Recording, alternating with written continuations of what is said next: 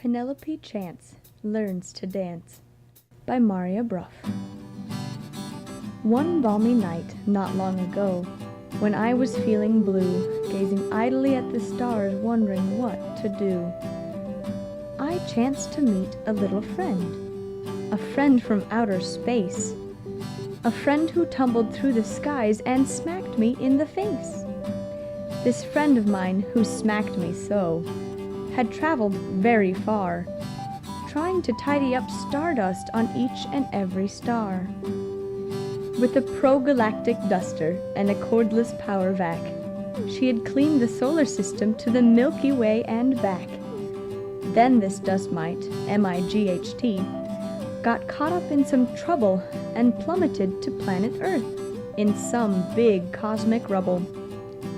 So that is how we came to meet, this Starkeeper and I, one balmy night not long ago when she came bumping by.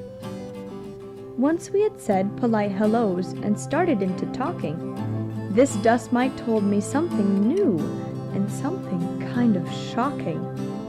She said, "The stars you watch at night are keeping something quiet. The dreamers know and lovers too, but science will deny it. The thing that makes stars twinkle so and glow and shine so brightly is all the dancing going on sundown to sun up nightly. Each one that sparkles in the sky, I mean both small and big, is full of strange inhabitants all dancing up a jig. They waltz and trot and boogie on, they skip and jump and hop, and if they did not carry on, the twinkling would stop." She must have sensed my doubt somehow. Perhaps it was my eyes. I must admit this astral tale had come as a surprise. But then again, I'd never met a dust mite quite this way. Never on a balmy night, not even in the day. So I listened to my tiny friend, to each and every word, as she told a wondrous story, the best I've ever heard. Once in quadrant 909, while cleaning this and that, she happened on a funny girl who wore a funny hat. She was sitting in the dark on a dim and lonely star, and she seemed a trifle gloomy and a little bit bizarre. Her dress was made of patches, her hair flew all about, her face was stained from crying, lips were frozen in a pout. Her first name was Penelope, her second name was Chance, and the reason she was suffering was she really couldn't dance. She didn't know what foot to use or where to place her arms. Each step she took was awkward, since she wasn't schooled in charms. She was just a lonely child on a star that wouldn't shine, in a distant floating galaxy in quadrant 909. Now, the dust mite, feeling mushy from this sad, peculiar sight, said, "Pack your bags and come with me, we'll journey in the night. I'll take you where the dancers are, you'll learn to tap your toes, your star will be as luminous as any star that glows." So off they went, the two of them, whirling into space, off to new adventures just as fast as they could race. Penelope was happy now. Her dream would soon come true. She'd thought she'd learn to jitterbug, tango, and soft shoe. Next she'd learn a ballet. Then she might try jazz, hula, clogging, belly dancing, hip-hop, razzmatazz. She'd polka with the best of them. She'd twist and turn and twirl. She'd tourgette and pirouette. She'd swing and sway and swirl. Her star would gleam more brilliantly than any star in sight. At least, that's how she dreamed it on this strange, exciting flight. Before she knew what hit her, she had landed someplace new, in another distant galaxy in quadrant 1002. This star was really swinging with a jazzy kind of jive, and Penelope had never felt so utterly alive. She tried a little stretching, then some fancy twisting move that you might have labeled groovin', if she'd ever found the groove. She wanted to be slinky, but her slink came out a slunk. And when she tried to slink it up, she tripped and fell kerplunk. The dancers only snickered as they sashayed on their way, and the dust mite said, "Penelope, perhaps we shouldn't stay." Soon the pair was off and soaring off to quadrant 1203, where Penelope was certain the dance for her would be. This star was quite enormous.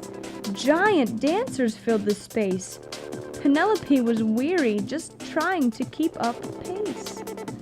Her legs were much too short for this, her steps were too petite, and if she was not careful, she'd be crushed by giant feet. Penelope was positive this dance would never fit. Leaving was a pleasure when the dust mite said, "Let's split." They zipped past Halley's Comet, and they didn't hesitate until they heard the ruckus down in quadrant 108. This star was full of tapping and busy little feet, pounding out the rhythm of a syncopated beat.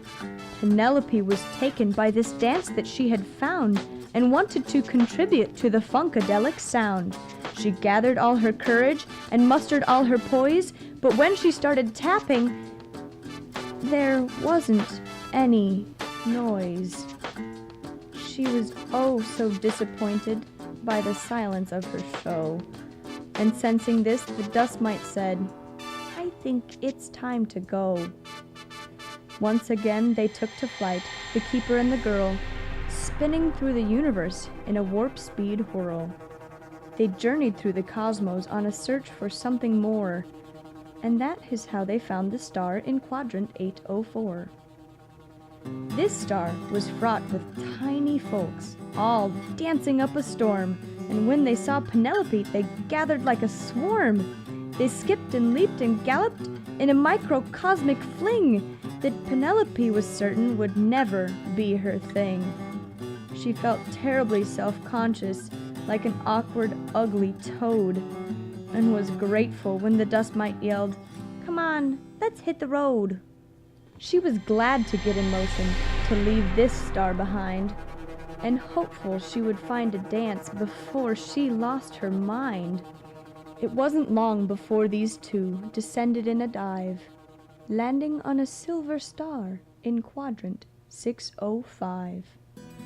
Many lovely ballerinas wove a dainty little dance that was instantly appealing to the lumbering Miss Chance.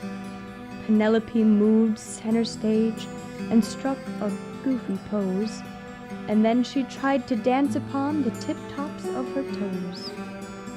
First her ankles started wobbling, then her knees began to shake, and she thought if she continued all her bones would surely break. She would not do this silly dance, she could not see the point. Her nerves were all on fire and her toes were out of joint. She couldn't balance on one foot, she couldn't start or stop. She wished that she had never come, this trip had been a flop. She'd never be a dancer now, she'd always be a clod.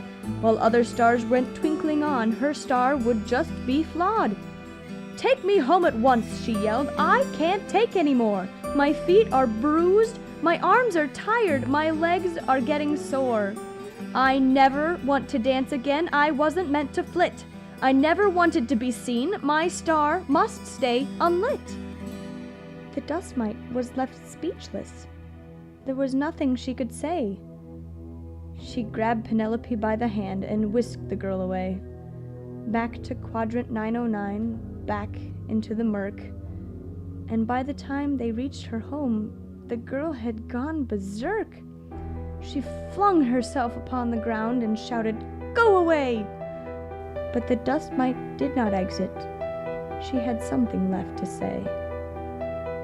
"Perhaps I have been wrong," she spoke. "My gift has been in vain. I thought I'd leave you dancing, now I'm leaving you in pain. I took you where the dancing is, we've searched both high and low. There's just one place we haven't been, one journey left to go." You'll have to go alone this time. There isn't room for two. It's time to look inside, my child, and see what you can do." Then the dust mite turned and disappeared with one majestic sweep, and left the sad Penelope still huddled in a heap. She laid there in the silence, not a finger did she raise. She stayed like this for hours, or maybe even days. She laid there in the darkness that she thought would never end, pondering the wisdom of our tiny little friend. And just when things seemed at their worst, her heart had fallen flat. Penelope did something brave. She took a breath and sat. And this is when it happened. As if breaking from a trance, deep inside Penelope, her soul began to dance. It started with a tingling somewhere near her chest, then to her head and arms and feet, then tingling to the rest. A feeling of elation, a power all her own, a sense of self far greater than any she had known. Soon her body was in motion, she was delicate as lace. You would have been astonished by the beauty of her grace. She turned and turned and turned some more, she glided like a swan. She reached and pranced and danced about from midnight until dawn. She never even noticed when her star began to shine brighter than the other stars in quadrant 909, nor the crowd that she had gathered from all quadrants far and wide, all the fans that came to gander at the dance from deep inside. Other dancers tried to copy her, but nothing could compare. A dance that is so genuine is genuinely rare. And some folks turned to critics, said her star was nearly through. Penelope just smiled. She knew it wasn't true. Penelope still dances, and her star shines ever bright. At least, that's how I heard it on a recent balmy night. So if you're ever feeling down, remember this is true. Penelope learned how to dance, and so can each of you.